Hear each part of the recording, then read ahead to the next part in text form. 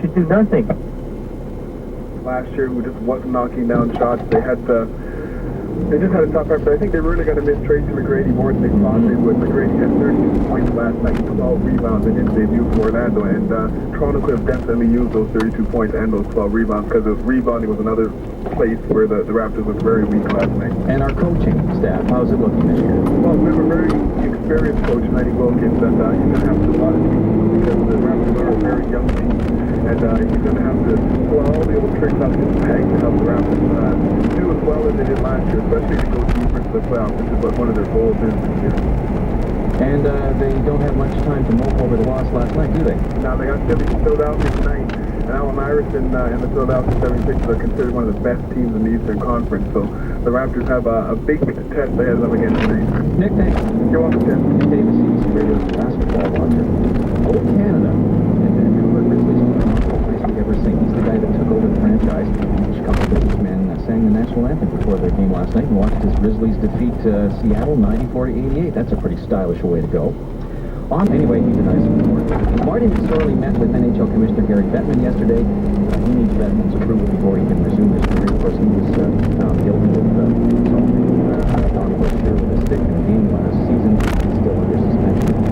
One other thing that I wanted to talk about in hockey again, and it's one that really distresses me. I've written about and watched and played old-timers hockey for many years, and here's a disturbing story from the West. Hard to believe, but there was a big fight at a Cherokee old-timers hockey game between Calgary firefighters and the Edmonton police recently.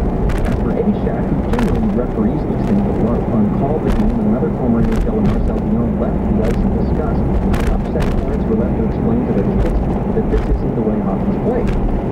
Bill Clark, who played for the Edmonton Faded Blues police team, laid blame on the crime strike to a couple of hot-headed firefighters.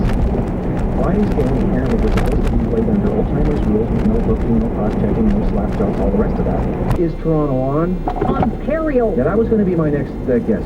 You know, ladies and gentlemen, I know this country like the back of my, what is this thing on the end of my arm? Time is up, Mr. Day. Miss McDonough, hello. Mr. Speaker, I demand to know why Mr. Day was allowed to show up in a wetsuit. If I'd known, I would have worn my thong bikini. Oh, yeah. Well, okay, maybe not. Mr. Speaker, the other parties have now stolen everything from the NDP platform. We have had to go and buy a used platform at the platform warehouse. It's the Slobodan platform from Yugoslavia, and it came with a bonus of 5 million pre-marked ballots. And so, starting tomorrow, the NDP promises to kill everybody. Time is up. Mr. Clark, hello.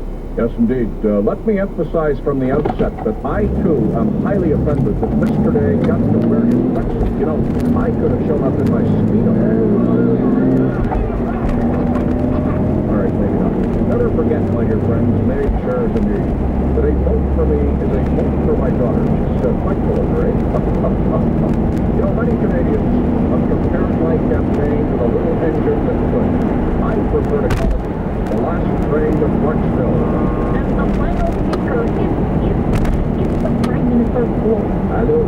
Mr. Speaker, in conclusion, I want to warn all Canadians about the Alliance Party and Stockwell Day.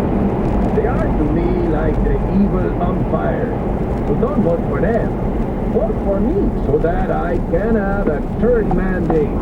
No other Prime Minister, you know, has ever had a third in a row. Therefore, I urge all Canadians to vote Liberal. I will bring you 2.5 more years of good government. We'll be back momentarily as we breathlessly await the conclusion of the Campaign 2000. I'm Hannah Gardner, reminding you I'll take any kind of work, bartending, delivering papers, whatever. So tonight and always from Toronto.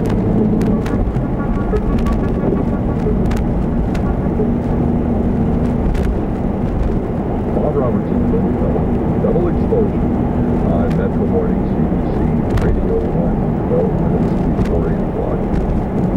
I know that the politicians loathe political prejudice. They'll always ask for the originals, but in fact, nothing gets to them more than a political prejudice. I suspect might any of the candidates have been listening across the country to those two this morning. They awesome. I wonder what they can do about funding the CBC. We'll hear more, I'm sure. A dozen minutes away from 8.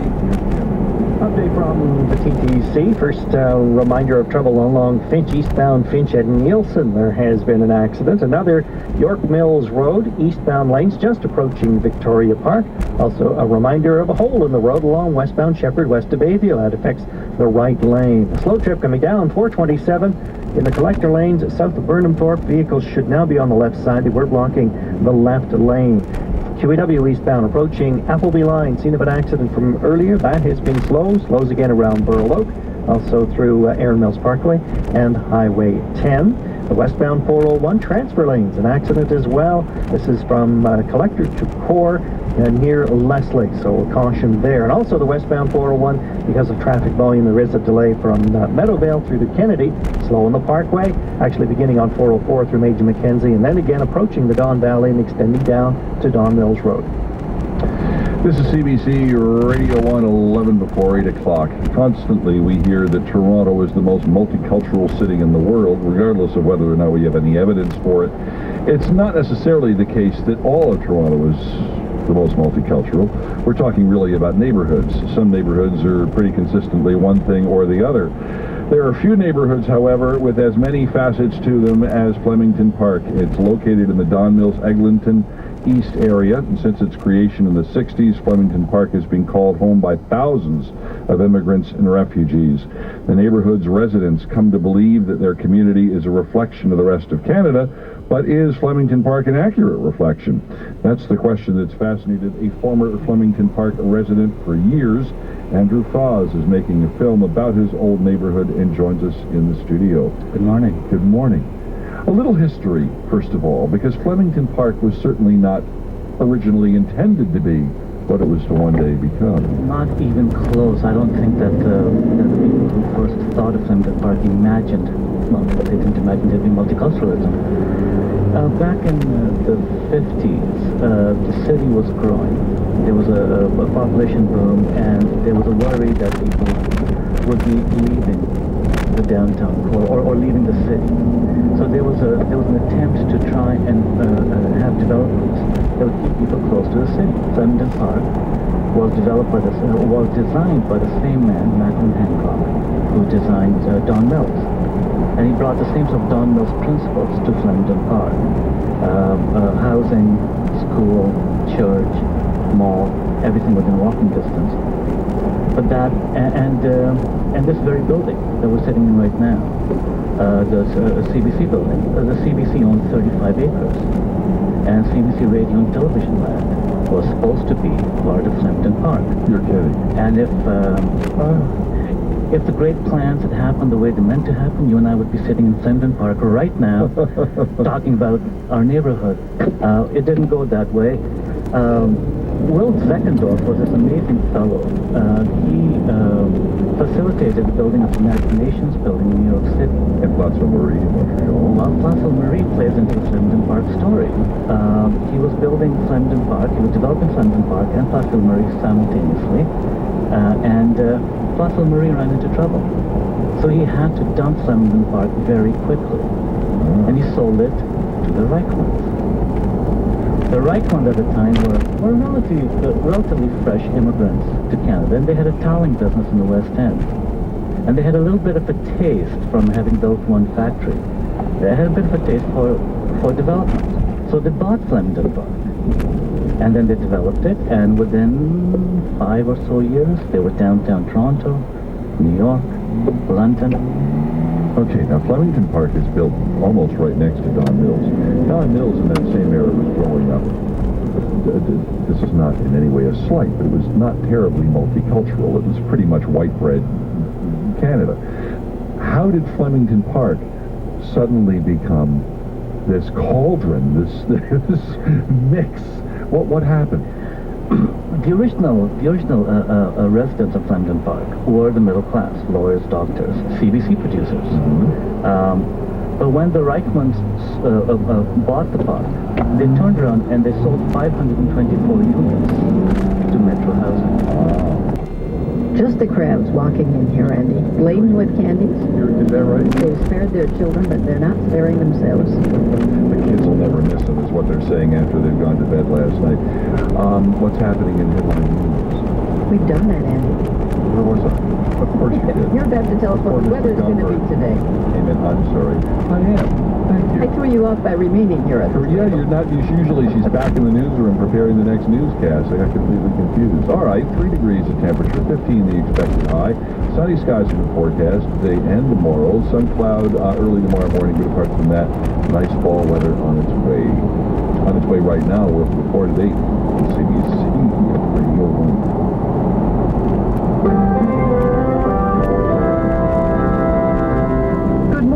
I'm Judy Madron. This is World Report. In the news, the Liberals released their election platform today. Stockwell Day says his party would end corporate welfare handouts. Our position is to let business succeed or fail on its own and direct the tax dollars towards services that truly make a difference in Canadians' lives. And China begins counting its population. And now our top story. The Liberal election platform will be made public today. It's called Opportunity for All. The document will try to portray the Prime Minister as a visionary, promoting the new economy. The Liberals will tell Canadians the government must play an active role in preparing the country for the 21st century. Reporter Susan Murray is traveling with the Liberal campaign. The Prime Minister has had a lot of photo ops with children and students during the campaign. Yesterday, it was at a preschoolers program in Edmonton. The visual message? I care about kids and especially about their future. And that, he says, will be the focus of Red Book 3. I will unveil a platform of my party, and it's going to be future-oriented. Strategists say the platform will be a 3-legged stool. The already announced health care deal, the $100 billion worth of tax cuts from the recent mini-budget, and the new leg, investments to promote knowledge and innovation, skills training, and e-commerce. We are going to be talking in this campaign about a comprehensive strategy for Canada to be a leader in the knowledge-based economy. Throughout the campaign so far, Chrétien has scolded Alliance leader Stockwell Day for not even mentioning the words new economy. The Prime Minister knows the Alliance accuses him of being old and tired. The new Red Book hopes to make him look new and fresh, a visionary. Best place to lead Canada in the 21st century. Susan Murray, CBC News, Ottawa. Stockwell Day met with some of Canada's leading business people in Toronto last night. The Canadian Alliance leader wrapped up a campaign swing through southern Ontario by promising to put an end to what he calls corporate welfare. Day says the federal government has, over the years, established an elaborate net of subsidies to back up Canadian business. He told his audience the fishery is the issue that will help it break through here. Denny Morrill runs a group that represents hundreds of fishermen. He says there's no guarantee of that, but he adds the voters are volatile. I've had long-time conservatives and some fishermen who are NDP tell me that they are going to vote Canadian Alliance in this election. But first, fishermen must find the time to vote at all before going to sea. Kelly Ryan, CBC News, Woods Harbor, Nova Scotia. In international news, new diplomatic efforts are underway to end the violence in the Middle East. Former Israeli Prime Minister Shimon Peres is to meet with Palestinian leader Yasser Arafat today or tomorrow. And Israel's foreign minister is heading to Washington for talks with U.S. officials today. Tomorrow, Saeb Erekat, the chief Palestinian negotiator, will hold talks in the U.S. Capitol. More from our Middle East correspondent Mike Clunbrook. There's no let-up to the violence in the Palestinian territories. A young Palestinian was killed during clashes with Israeli troops this morning in the Gaza Strip. Yet efforts aimed at restoring calm are underway. Former Israeli Prime Minister Shimon Peres is due to meet Yasser Arafat in Bethlehem. Chinese authorities already know that China is the world's most populous nation. They want to know how much the country has changed since the last census in 1990. Every family will have to answer a long list of questions about family size, education levels, and even whether they have to share their kitchen and their bathroom with other families. The whole exercise should offer an insight into rising living standards. Demographers want to get in. systemic, and if so, to try to start to do something about it by at least recognizing the problem and then dealing with it. Okay, let's find out what some of this incivility sounds like and looks like. You asked some of your colleagues to write you about instances of... It may seem strange, but in the courtroom, counsel address each other through the court, lose their cases. Happen from time to time over the beginnings of a financial paper trail leading from Toronto to an obscure bank in Montserrat, a Caribbean island, and then on to Panama. And perhaps most important, books. I was going to 4-3 win over the Leafs last year. Yeah, something like that. And he did a 2. Instead, the gallery has shifted focus. It has not necessarily shifted focus, but it has been inclusive. For many years, it has included artists who maintained the spirit of the group of 7.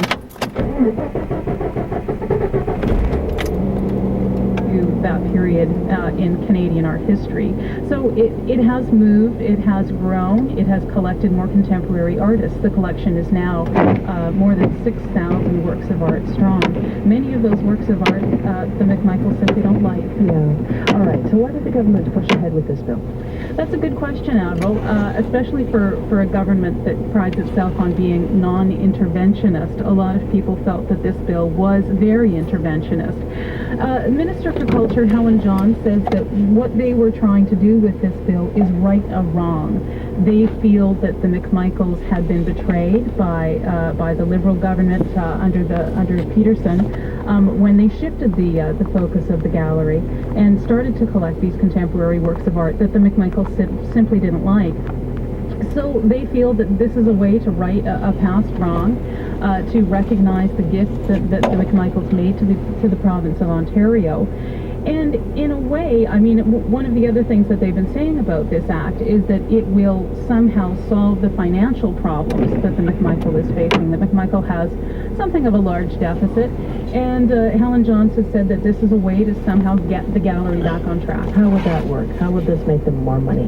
Well, they really haven't explained how that's going to happen. I think that the logic is that somehow this is going to resolve the controversy that has dogged the Mcmichael collection for so many years. Of course, much of the controversy has stemmed from the fact that the Mcmichaels have made no secret about their unhappiness. Mm-hmm. So corporate sponsors have stayed away. Corporate sponsors have stayed away, that's right. Donors have stayed away. I'm not sure that you can really logically say that by involving the Mcmichaels to a greater extent, they are going to solve the financial problems, because the gallery now faces all kinds of new issues about what to do with the works of art that no longer suit the new focus. Okay, so there was a lot of opposition to this. A lot of opposition, Avril, from the professional artistic community, the Ontario Association of Art Galleries, the Canadian Museums Association, former chairs, trustee of the Mcmichael Art Collection, all came forward to voice their opposition to this bill. They felt that it was meddling in a public institution. It raised too many questions about the kind of control donors should have over their donation in perpetuity. And certainly they're very worried, I think, about the future of the collection and what the de-acquisition of all of these works of art is going to mean. What sort of reaction has there been to today's vote in which this was passed? Well, I talked to the head of the Ontario Association of Art Galleries, and she described it as a very sad day for the artistic community. Right now, nobody really knows what's going to happen with the Mcmichael. Nobody really knows whether, Robert Mcmichael told me that he feels only 12 to 1,400 works of art will really suit the new Mcmichael art collection. That leaves something like 4,500 works of art, and they have to decide what to do with that art. Now, the new chair, David Braley, says they aren't going to sell it off wholesale. That's a shame for those who like auctions. Well, might like to acquire some of these beauties. The bottom would fall out of the Canadian art market, essentially. If you were to sell off all of this work, it would be a crisis in the Canadian art market. So nobody really knows that. But at the same time, nobody really knows what's going to happen with this art. I mean, it's been donated by people, a lot of it in good faith, and now it may just be shelved. Well, thanks very much. You're welcome. That's Jennifer Keane. She'll have a report on this on tonight at the top of the clock. Couple of times, 5:30 news with Joe Benson on CBC Radio One. Time vote on November 13th. We've asked to hear from Toronto's mayoral candidates. 26 of them running for the Board of Toronto, and we have given each one a minute to get the message across. Here right now. Today we are going to hear from Marcos Salazar.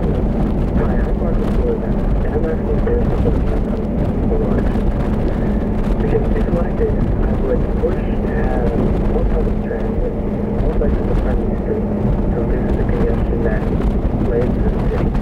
I would allot 1% of the city's budget towards fighting the homeless crisis, as well as half of the mayor's salary for half of the mayor's salary, basically. I would also try to put more money into recycling and try to implement a wet dry program for the garbage, whereupon we would separate the wet garbage from dry garbage, reducing the actual amount of waste going into the land and transforming the other half into either soil or fuel, possibly generating some sort of income instead of being one big costly mess that it currently is. Anyway, just to close, with Marcos Salazar as the mayor, Toronto would definitely go into the 21st century.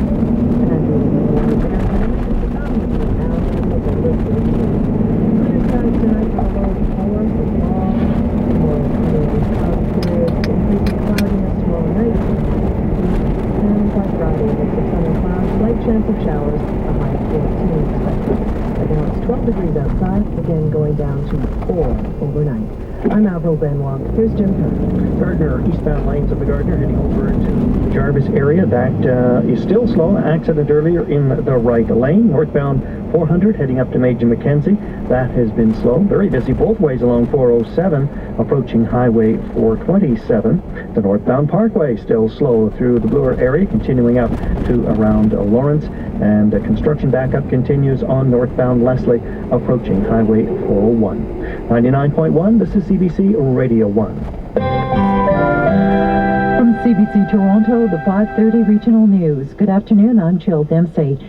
2 teenagers are dead after a school outing in Welland. They were with a group of grade 9 students at the John Deere plant for Take Your Kids to Work Day. Our Jean Carter is in Welland at this hour. Jean, what can you tell us? Well, Jill, I can tell you that no one from the John Deere Welland Works has come out to talk to the media yet. The company has simply left copies of its news release at the security gate. Now, the statement says that there was an accident at the factory today, and it resulted in the tragic death of 2 grade 9 students. The students, as you said, were visiting the Welland Works for the Take Our Kids to Work program. Now, the factory manager, Steve Correct, in the statement says that the company's highest priority right now will be to support the families of the 2 students. The statement goes on to say that the company is still investigating what happened. John Deere has shut down, it stopped its production at the Welland Works, and has asked grief counselors to help the other children who were visiting the plant at the time, as well as other employees. Have you heard anything about how the accident might have happened? Nothing's been confirmed. We've been hearing reports that the children were pinned onto machinery, but as I say, nothing has been confirmed. The release only says that medical staff at the factory responded immediately at the time of the accident. All right, thank you, Jean. Okay. The CBC's Jean Carter in Welland. The Ontario legislature rose for a minute of silence after hearing about the deaths. An emotional Chris Stockwell offered the government's condolences to the families. The Minister of Education, Janet Ecker, struggled to keep back her tears. It's an absolute tragedy whenever a young person dies.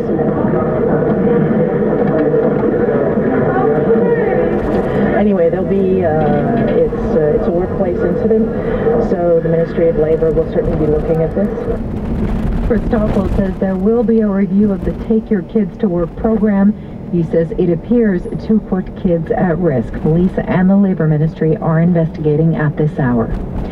The province's environmental commissioner says there may have been illegal land sales on the Oak Ridges Moraine. Gordon Miller released his first annual report this morning, and he says it appears the Ontario Realty Corporation broke the law when it sold off some parcels of land north of Toronto. John McGrath reports. The environmental commissioner talked mostly about process this morning, criticizing ministries for their lack of what he calls an ecosystem perspective. But Gordon Miller...